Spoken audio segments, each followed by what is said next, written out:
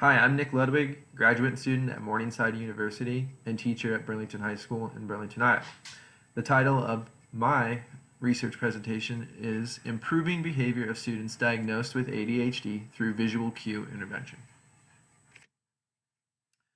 The problem statement is that students who are diagnosed with ADHD, also known as attention deficit hyperactivity disorder, are more likely to have higher dropout rates and failures in the classroom than their non-diagnosed peers, according to Freer, Hayden, Lorch, and Milich from 2011. So identification for these students, they must be identified by a medical professional. It can't just be a claim from a teacher or another person or a parent even that the student has ADHD. It needs to be diagnosed medically with documentation in that regard. So why me? Teachers currently do not have enough strategies to help deal with ADHD as it currently states, in current practice at least. My hope is that eventually I will be able to add towards remedying the amount of strategies that we have to help students who are diagnosed with ADHD and to help the teachers to help educate them better. First thing we're going to look at is the literature review. The first thing that I looked at was communication styles and how students learn and in the ways that we communicate to them. The first study that I explored was Wang, Burness, and Eberhard from 2004. And in their study, they found that students responded best to communication that was not solely verbal, that gestured communication or a combination of verbal gestured communication was better for students with ADHD. The second study that I took a look at was Nilsson, Mangle, and McDonald from 2013. They studied referential and verbal communication with students diagnosed with ADHD and found that ADHD students were more prone to making interpretive errors when given referential and verbal cues. And in the classroom, that's a lot of how the information is given to students. A lot of speaking, a lot of verbal interaction. That's how students are mostly getting their feedback. And in the third study that I took a look at from Michalczek from 2012, they found that young adults diagnosed with ADHD were highly sensitive to visual stimuli and sensitivity, and this sensitivity inhibited their learning ability for audible information. So again, we're talking about the way we verbally communicate to students in the classroom. Those who have ADHD were highly sensitive to visual stimuli that was around them, and it inhibited their ability to take in audio information. They were more prone to staring off and looking at something and getting distracted by that than taking in the audible information. Continuing on with the literature review, into some suggestions towards working with students who have ADHD or in any case need to be optimally stimulated. That is where optimal stimulation theory comes in from Vostel. And in this study, they said that students need to be engaged in activities and frequently stimulated in the classroom. The impact from that would be that students respond best when optimally stimulated. Too much stimulation or too little stimulation will have adverse results. Again, according to Vostel. The potential problems that I've explored from looking into the literature, I looked at Miller, Hanford, Fossbender, Duke, and Schweitzer from 2011, and they found that adults with ADHD had impairments in the area of affect recognition, also described as facial expression recognition. So they struggled with reading people's facial expressions and being able to judge how they felt based upon those things. The next study I looked at for potential problems from Booth, Berman, Meyer, Lee, Tromer, and Davenport and Mesalum from 2005 studied brain imagery scans of individuals with ADHD, and they found that their frontal lobes did not activate when given a response inhibition task. And they compared that to a control group, of people of individuals with ADHD who did not who did not have ADHD, and found that their frontal lobes were lighting up on the brain imagery scans, while individuals with ADHD, they were not.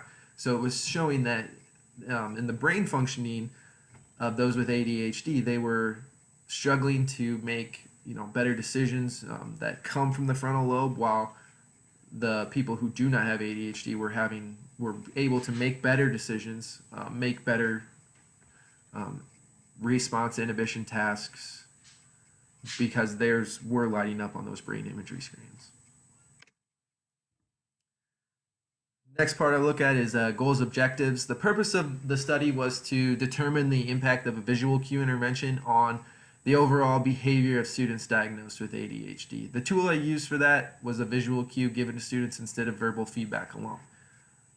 And I'll talk more about that later. The measurement device that we used was an online behavior rubric to grade the performance of each individual student. The hypothesis, this researcher hypothesized that a visual cue intervention strategy targeted towards students with ADHD would show improved student behavior. And the variables in this research were the independent would be the use of the visual cue intervention strategy, and the dependent would be the scores that the students received on their behavior rubrics. The possible impact is that this will hopefully help students and teachers to have a more productive classroom environment with less time spent on classroom discipline and more time focused on classroom activities and engagement. Furthermore, my work as an educator will be impacted on whether or not I could choose to continue to employ this behavior intervention strategy for the students that I know that do have ADHD. The next thing we look at the methodology, the participants. The participants that I used in this were 9 through 12th grade, high school age students that were in the behavior management classroom. They each had a behavior goal and they all were diagnosed with ADHD. So there's only 9 total of those students. They come from various socioeconomic backgrounds and various demographics. The materials that I used for the study were I had 5x7 inch cutout visual cues, cue cards that were laminated and made of various different colors. So I had red, blue, green, orange, yellow, purple, and each was laminated, each was different, so the students couldn't really know what was said on the other side. So what I had was I would write positive, you're doing a great job, keep up the good work, and then I would pass that out as feedback to students when they were doing good work or doing a good job in the classroom at that moment. And then I also had some that said you are off task, you need to refocus. If they had their cell phone out or if they were distracted by a computer or distracted by a peer, I would make sure that I had that card ready and hand those out, and I would keep handing them out to students as the classroom went on, intermittently throughout the classroom. And again, that would either refocus them or give them more feedback to continue doing what they were doing if they were doing the right thing. And then also for materials, I also had the behavior rubric, which was used by the paraeducator and the teacher at the end of the class period. We would go through the times that we gave them the negative visual cue that said, you need to get back and refocus. And if they had one of those, they would lose points. If they had 2 of those, they would lose more points, 3 of those, so on and so forth. If they had a perfect day where they didn't get one at all, they'd be at 100%. The procedure, so the class periods that I used, I had 2 class periods a day where I did this experiment. And in the first one, I had 5 students, and in the second class period, I had 4 students. And how we worked that out was the first 2 weeks, I established the baseline without visual cues. It was normal verbal and referential communication. That was how the students received their feedback when they were on task or when they were doing the right thing. So that was how baseline was established. It was just a normal everyday, day-to-day activities of the classroom. And then the 2 weeks after that, I incorporated the visual cue intervention, and we took the data on each of those 2 weeks and compared those together, and we called that phase 1. So we compared the first 2 weeks, the second 2 weeks together to see where we were with that. And then following that 4th week, so going into the 5th week, we had the 2 weeks of removal of visual cues. So after that first visual cue intervention, we removed it completely. We did the A-B experimental design, so this is the second A where there was nothing there. And then going into the last 2 weeks of the experiment, of the full 8 weeks, I reapplied the visual cue intervention. So I brought it back and reintroduced the visual cues back to the students, and that was how they received their feedback. The data analysis, so the next part of the progress was monitored at the end of each class period by the teacher and the paraeducator. The data was analyzed at the end of the 8-week intervention. The results showed that there was no significant correlation in phase 1. So as I said, that was week 1 through 4.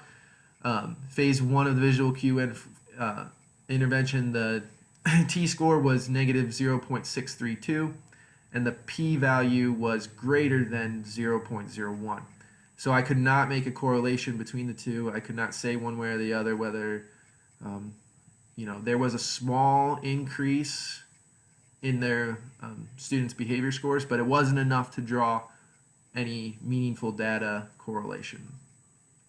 And in the second phase, so from the removal of the treatment compared to the last 2 weeks of the reapplication of the treatment, there was a statistically significant increase in the student scores on their behavior rubric in that phase 2.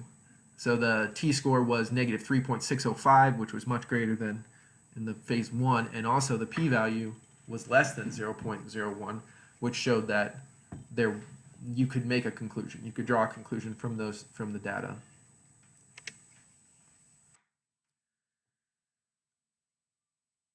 The implications of this, the data showed enough to state that the participants in this experiment did benefit from the visual cue intervention strategy because their behavior showed improvement when the visual cues were introduced. So the increased visual feedback between the teacher and the student helps keep the students engaged. And then there's some impact on the students and teachers from that. So the research determined that there's a potential way to create a less stressful environment for both the students and the teachers, because now the teacher or the students are more engaged, the teachers giving more feedback to the students, and less just straight verbal communication and more with actual where the students can actually see it and stimulate themselves in that way. And it's possible that you could modify this research into not just a behavior modification, but also an academic modification. So you could use visual cue cards to help academically, somewhat like what students have used for years with flashcards, but modify that in a little bit different way to incorporate it more academically than just behaviorally. The limitations. So the first part I want to look at for that limited the research would be demographics. 55% of the participants that were involved were Black, and 77% of the participants involved were male. So you could say that Black and males were overrepresented by the study in comparison to the student body population of the school. Also into the state of Iowa and to U.S. in general, the demographics just don't add up. There was some overrepresentation there. The second limitation would be there was a lack of a control group. There was no control of students that did not have ADHD, so I wasn't able to compare them to another group of students in a general education setting. And then the sample size. So I only was able to use 9 students because, for one, we had to make sure that all the students were diagnosed with ADHD, and also that they were students that I saw and were in my classroom. I wasn't able to get students that were in other classrooms. So that's why the sample size was so small. And then, again, it was only students that I could use in the high school. I wasn't able to explore middle school or elementary students. And then the last one, the research was conducted only in a special education setting. I wasn't able to use a general education setting because my classroom is only special education students only. I don't see any general education students, so that's why I had to use just that. So that leads me to recommendations for future research. The next studies that involve this research should have improved demographics if possible. something that's more representative of the student body at large, or the state of Iowa, or the U.S. Demographics in general. And the second study would be one that would incorporate the use of a control group. A comparison group is kind of needed to see that whether or not the experiment just works on ADHD students, or it also would work for any student, a general education student, or any student diagnosed with anything. It's possible that this research would work for them as well, but we wouldn't know unless we had that future study. The third future study would be one to include a bigger sample size of students of different ages. So you could incorporate, like I said earlier, elementary students, middle school students, more high school students, more than just 9 students, to get a better idea if it works for them or not. And then lastly, a future study that would include students with ADHD in the general education setting. So beyond just a special education setting, because a lot of the students in the high school are diagnosed with ADHD, but they're not, restricted into a smaller classroom environment. They're in general education settings. And it would be good to see if it would work incorporated into a general education setting. And that would be the end of the study. Up here are my references. I used some of these in the presentation, and the ones that I didn't, I used all of these into my final paper. And that would be all. Thank you for your time.